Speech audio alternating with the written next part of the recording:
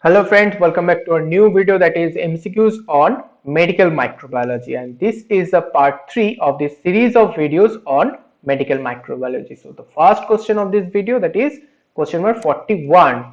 So which of the following media is most suitable for antibiotic sensitivity testing? And the options are option A Muller-Hinton medium, option B nutrient agar, option C blood agar, option D Mcqs agar, and the right one is option A, that is Muller-Hinton medium is mostly used or suitable for antibiotic sensitivity testing.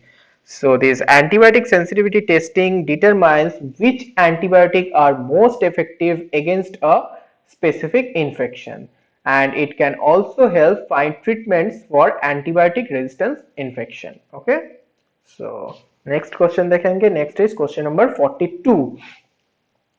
The pH of the medium for antibiotic sensitivity testing should be option A 6 to 6.2, option B 6.8 to 7, option C 7.2 to 7.4, or option D 7.6 to 7.8. So the right answer about the pH of the medium for antibiotic sensitivity testing is option C, that is 7.2 to 7.4. Okay.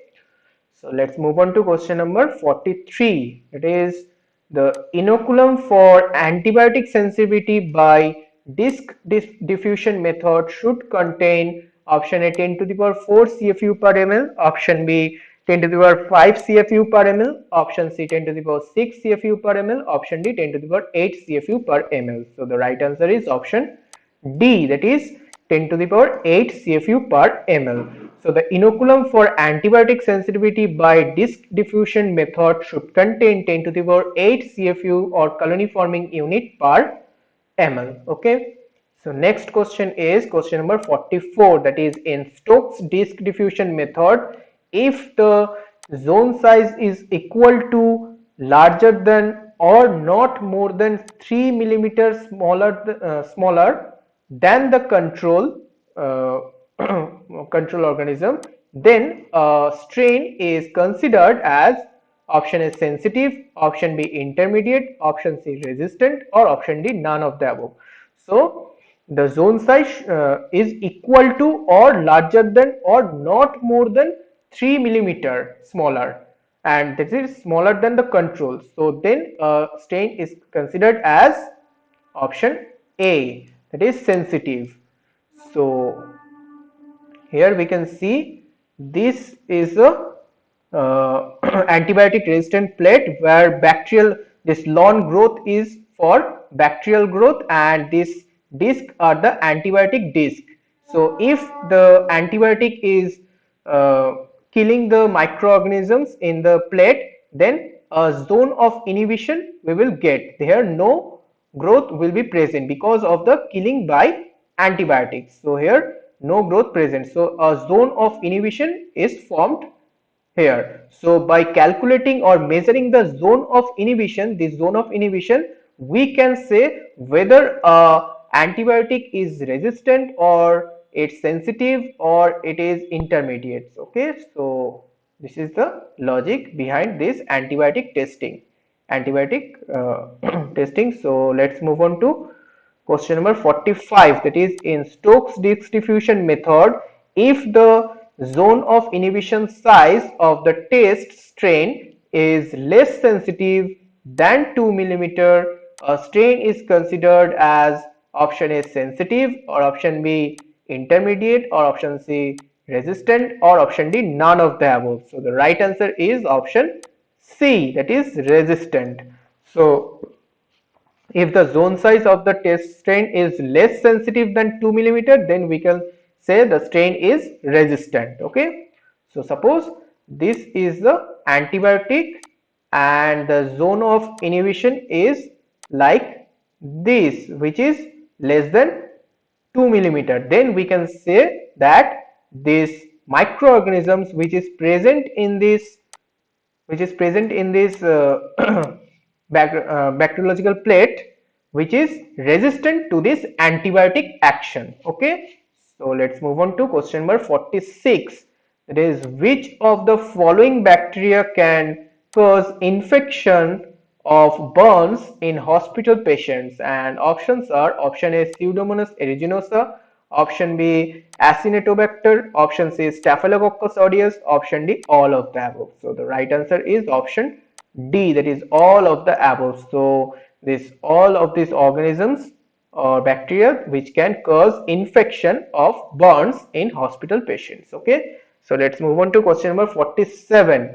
That is, which of the following pathogens can be transmitted by air in the hospital? And the options are option A Legionella, option B human immunodeficiency virus, option C hepatitis B virus, or option D all of the above. So the right answer is option A, that is Legionella. So which of the following pathogen, that is Legionella, can be transmitted by air in the hospital? Okay, so this Legionella is a type of bacteria that can cause Legionnaires disease, a serious form of pneumonia, and Legionella is a gram-negative bacteria that include the species Legionella pneumophila. Okay, so let's move on to question number 48. There is nosocomial infection can occur by option A contact spread, option B airborne spread, option C oral route, option D all of the above. And the right one is option D, that is all of the above. That is nosocomial infection can occur by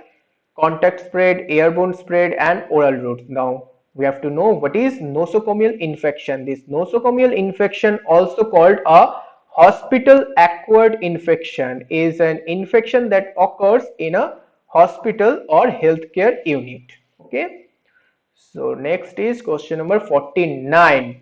That is, addition of 5% salt in the medium is done when testing methicillin susceptibility of option A Staphylococci, option B pneumococci, option C coliforms, option D non-fermenting gram-negative bacilli.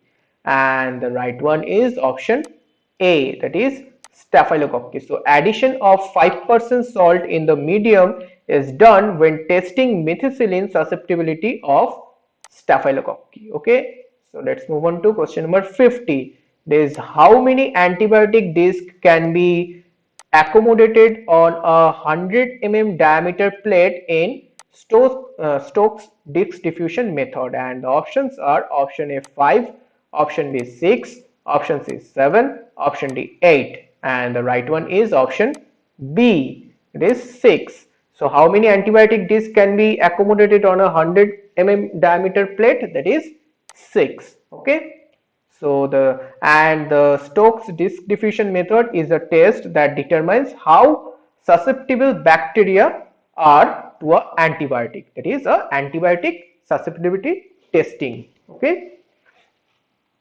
so next is question number 51. So antimicrobial sensitivity testing makes use of the disc of the diameter of option A 2 millimeter, option B 4 millimeter, option C 6 millimeter, and option D 8 millimeter. And the right answer is option C, that is 6 millimeter. So antimicrobial sensitivity testing makes use of the disc of the diameter of 6 millimeter. Okay, so let's move on to question number 52. It is, which of the following vaccines is or are killed vaccines? And the options are option A pertussis vaccine, option B cholera vaccine, option C Japanese encephalitis vaccine, or option D all of the above. So the right one is option D, that is all of the above are vaccines which are killed vaccines. So pertussis, cholera, and Japanese encephalitis vaccines are killed vaccines. Okay, let's move on to question number 53. So which of the following vaccines should be administered at the birth of a child? And the options are option A BCG vaccine, option B DPT vaccine, option C measles, or option D all of the above. So the right one is option A, that is BCG vaccine should be administered at the birth of a child. And what is this BCG vaccine? This is Bacillus calmette-guerin, is a live attenuated vaccine form of Mycobacterium bovis used to prevent tuberculosis and other mycobacterial infections. Okay, understand? So let's move on to question number 54. That is, which of the following vaccines is or are prepared from live microbes manipulated and attenuated? So, which are the so here, which one is the live attenuated vaccine? And the options are option A BCG vaccine, option B oral polio vaccine, option C measles vaccine, or option D all of the above.